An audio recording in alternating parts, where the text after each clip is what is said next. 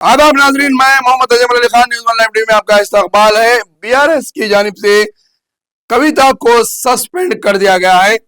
जैसा कि आप जानते हैं, कविता जो चंद्रशेखर राव साबिका चीफ मिनिस्टर की दुख्तर है और एमएलसी हैं और जागृति तेलंगाना जागृति की सदर भी है।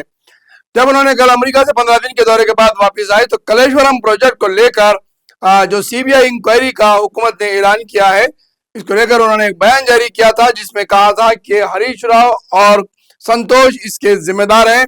इनकी बदनवानियों की वजह से मेरे वालिद के ऊपर आज सीबीआई इंक्वायरी लगाई गई है। यह बयान को लेते ही बीआरएस के अंदर एक गुब्बारा फूटा और हरीश राव की तायद में, संतोष की तायद में कई बीआरएस के वर्कर्स आ गए हैं। तो वहीं पर केसीआर के फार्म हाउस पर एक इजलास मुनक्किद किया गया और इस बारे में तस्करा किया गया कि आखिर के कविता के खिलाफ क्या कार्रवाई की जाएगी।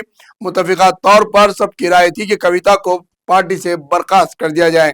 अब हम नजर डालते हैं कविता की आज सस्पेंड की जो तारीख आई और जो सस्पेंड का ऐलान किया गया है। यह सफर कविता का कब से शुरू हुआ है, यानी कि जब अमेरिका में लास्ट टाइम जब उन्होंने अमेरिका गए तो वहां से एक लेटर उन्होंने अपने वालिद को लिखा था और कहा था कि उनके अतराफ कुछ शैतान बसे हुए हैं, उन्हें निकालने की जरूरत है। ये लेटर जैसे ही बाहर आया, इसके बाद सरगोशियां शुरू हो गई थी और कविता के खिलाफ सर्द जंग अंदर से शुरू होना शुरू हो गई थी। कई लोग कविता के खिलाफ इख्तलाफात बयान किए और केसीआर से इसके खिलाफ एक्शन लेने के लिए कहा गया, लेकिन ताहाल कुछ भी नहीं हुआ था। उन्होंने जाकर केसीआर से घर पर भी मिल लिए थे और अपनी सफाई पेश की थी। उसके बाद उन्होंने जागृति तेलंगाना जागृति की सरगर्मियों में इजाफा कर दिया था, दौरे करना शुरू करे थे, एहतजाज शुरू कर दिया था और अवामी मसाइल को लेकर उन्होंने तहरीक शुरू कर दी थी। अब जैसे ही जब वो अमेरिका जाने का लिए सफर के लिए निकली, अपने बेटे के साथ जब केसीआर के मकान पर जाकर मिली तो बाहर आकर उन्होंने आंसू निकाले, यानी कि वो रोते हुए वापिस अमेरिका गई थी। और जब वापिस आई अमेरिका से तो प्रेस कॉन्फ्रेंस लेते हुए कलेश्वरम प्रोजेक्ट के ऊपर उन्होंने सीधे तरीके से निशाना लगाया हरीश राव और संतोष पर। सियासी सरगर्मी में यह समझा जा रहा था कि हरीश राव और संतोष और कविता एक पैनल में हैं और ये तीनों मिलकर बीआरएस को कभी भी केटीआर और केसीआर से अलग कर सकते हैं, लेकिन उल्टा हुआ। बीआरएस में ही उन्होंने हरीश राव और संतोष के खिलाफ पहल खोल दी और राज तरीके से इन्हें बदगुमानियों का इल्जाम ठहरा दिया, जिसके बाद हुकूमत को यह बात वाज़ेह हो गई और जो कांग्रेस हुकूमत और रेवंत रेड्डी जो इल्जाम लगाते आ रहे थे उसकी तस्दीक कविता के इस बयान से हो गई कि कहीं ना कहीं बदगुमानी हुई है। इसको लेकर एक बड़ी मीटिंग हुई और कविता को सस्पेंड कर दिया गया है, यानी कि केटीआर, कविता और हरीश राव के दरमियान में जो सर्द कोल्ड वार चल रही थी वह आहिस्ता आहिस्ता निकलते हुए उसका गुब्बारा कलेश्वरम प्रोजेक्ट को लेकर निकला। यानी ये बात अगर गलत नहीं होगी कि कलेश्वरम प्रोजेक्ट कविता और बीआरएस को ले डुबा है और गोदावरी क्या इस पानी का प्रोजेक्ट जो है बीआरएस की बेटी को बहा ले गया।